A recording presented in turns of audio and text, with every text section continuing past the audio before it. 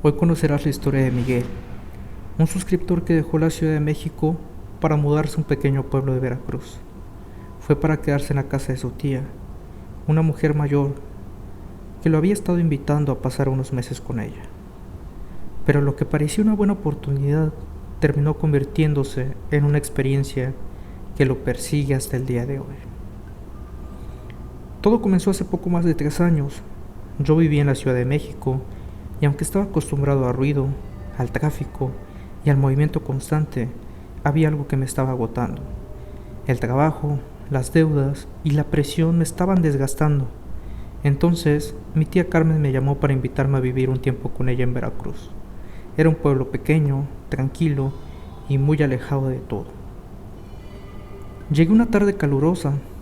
El sol ya estaba bajando y el aire era húmedo, con ese aroma a tierra mojada que solo tienen los pueblos después de la lluvia. La casa de mi tía era grande, de techos altos, con un corredor largo que cruzaba de un extremo a otro. Las paredes eran de un color crema y ya estaban desgastadas por el tiempo. En algunas zonas la pintura se estaba cayendo, dejando ver manchas oscuras de humedad.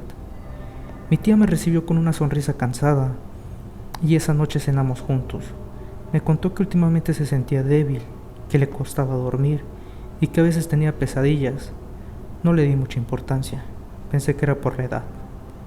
Dormí en una habitación cerca del pasillo. La ventana daba a un patio trasero, donde crecían árboles altos que con el viento hacían crujir las ramas y golpear las hojas contra el vidrio. La primera noche fue muy tranquila, aunque tuve la sensación de que alguien pasaba por el pasillo mientras yo intentaba dormir. Me dije, era la casa sentándose o mi tía moviéndose. Pero todo cambió apenas al tercer día. Me desperté y la casa estaba en un silencio pesado, diferente al silencio normal del pueblo. Fui a buscar a mi tía y la encontré recostada en su cama, ya sin vida.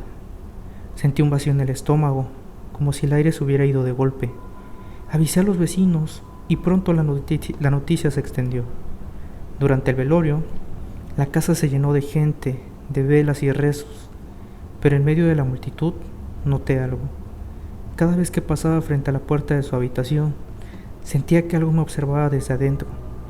Aunque era la puerta la que permanecía cerrada, tenía una sensación muy extraña.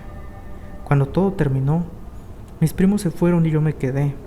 Tenía que cuidar la casa y sus pertenencias hasta que se decidiera qué hacer con ellas, y fue ahí cuando empezó todo. Alrededor de las 11 de la noche, escuchaba pasos en el pasillo. No eran pasos normales, eran lentos, como arrastrando los pies. Al principio pensé que podían ser animales, pero el sonido era pesado, parecía de humano.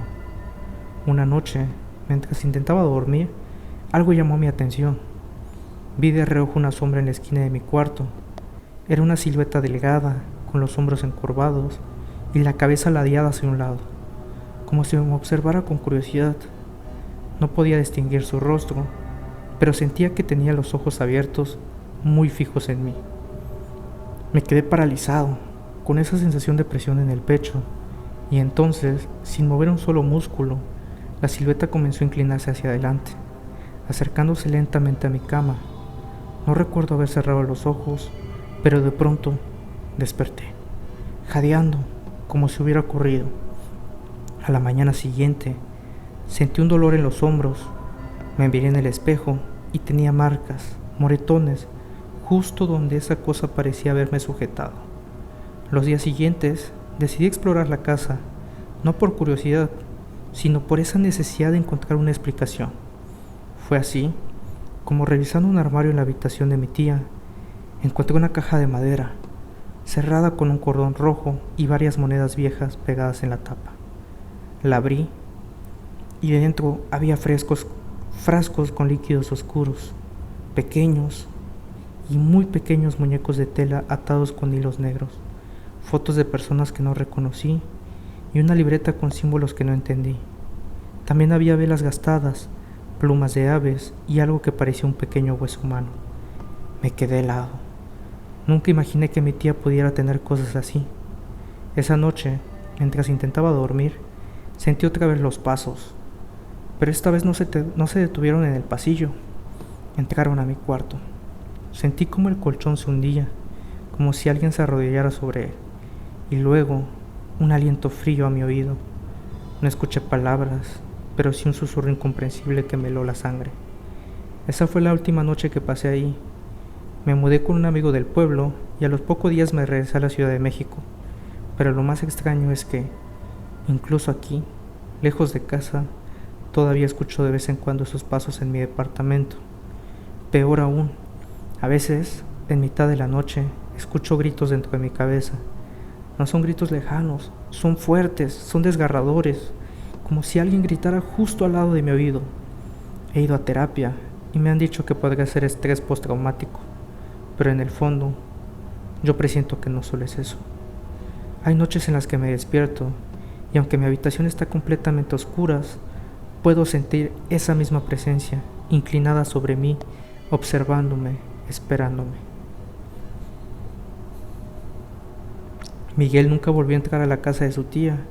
La propiedad fue vendida, pero él no ha dejado de preguntarse si las cosas que encontró eran parte de algo que su tía practicaba o si, al descubrirlas, despertó algo que lo sigue hasta hoy. ¿Y tú? ¿Te atreverías a abrir una caja que lleva años escondida? Y más aún, si es en una casa vieja. Cuéntamelo en los comentarios y suscríbete.